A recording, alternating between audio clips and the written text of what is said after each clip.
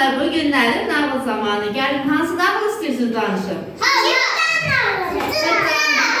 Cırtdan nağılı biraz uzundur, yaxşı danışaq. Biri var imiş, biri yox imiş. Bir balaca cırtdan varmış. Elə sizin kimi var, bax balaca cırtdan.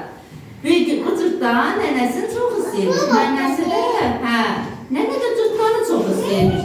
Deyə burada cırtdanımız var, bəli. Bir günləri uşaqlar, cırtdanın dostları meşəyə gedirlər və cırtdana deyirlər ki, gəl səni də aparaq. Cırtdan gedir, nənəsinə deyir, nənə icazə verir və çünki biz böyüklərdən icazə almırıq axı harasa getsək, eləmi?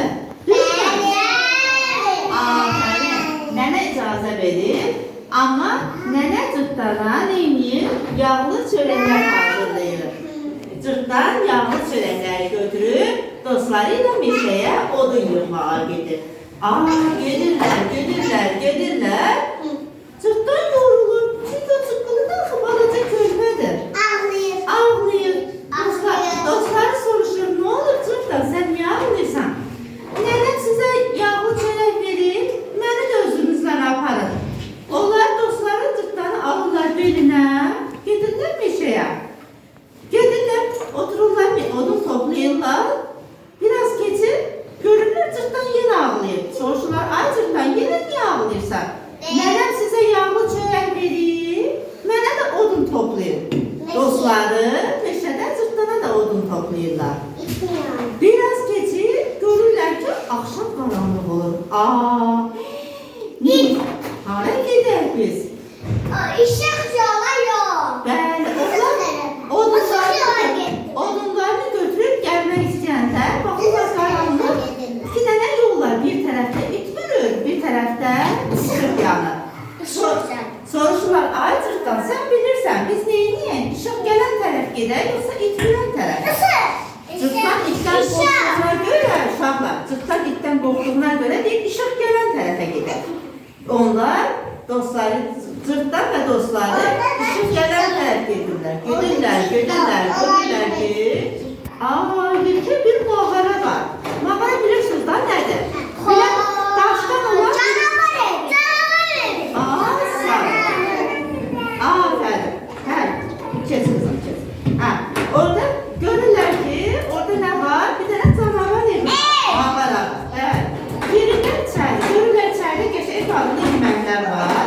Oturub yeyirlər. Ama korkan var. Amma neyinlər? Yuxuları gəlir. Cırtdan və dostları yuxusu gəlir, yatırlar. Amma cırtdan yatmır. Neyinir? O oturur gözləyir. Yumurta verir. Görür ki, bir dənə yekə bir təpə göz görür içəri. Adam iyisi gəlir. Ya bu adam iyisi gəlir.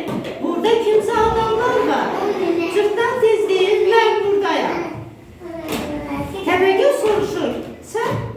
Deyir, mən dostlarımla meşədə qalmışıq və biz evə gedəcəyik sabahlar.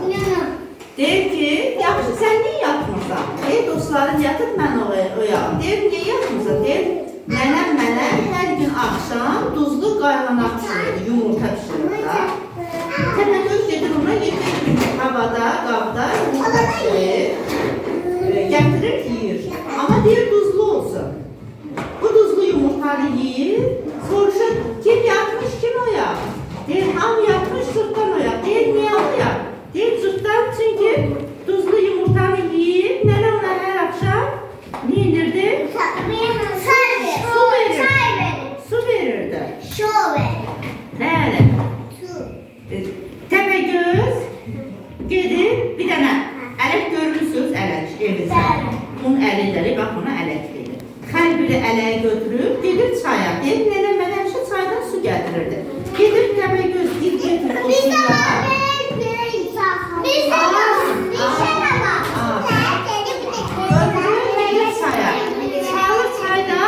Çıxardır, tökülür içəriyə. Bu anda cırtdan dostlarını çağırır.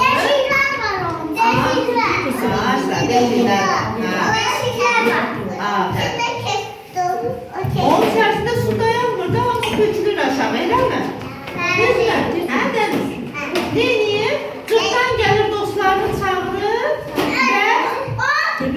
Atınlar suya neden kesmiş? Aa, bir kalır Tepegöz doğrusunun içinde. Suyun içine kalmadı çiçek. Aferin. Suyun içine düşür. Aa, sen sırttan ve dostları. Aferin, indi gebildin ve büyüdün.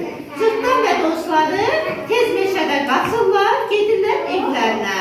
Sırtdan gedir nənəsinin yanına, yenə nənəsini qucaqlayır. Nənə, mən səni çox sevirəm. Çox sağ ol, sən mənə yağlı çörək verdin, dostlarım məni sənin yanına gətirdi. Göydən üç dənə alma düşdü. Biri mənim, biri sizin, biri də hamımızın. Alqışlar, alqışlar. Aferin, aferin.